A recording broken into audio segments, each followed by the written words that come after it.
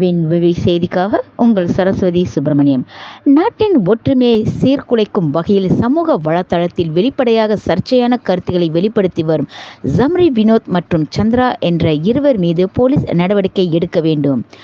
அந்த வலியுறுத்தல் அடங்கிய போலீஸ் புகார் ஒன்றை மஇகா தேசிய இளைஞர் பிரிவின் செயலாளர் அரவிந்த் கிருஷ்ணன் தலைமையில் நேற்று செந்தூர் மாவட்ட போலீஸ் நிலையத்தில் மேற்கொள்ளப்பட்டது.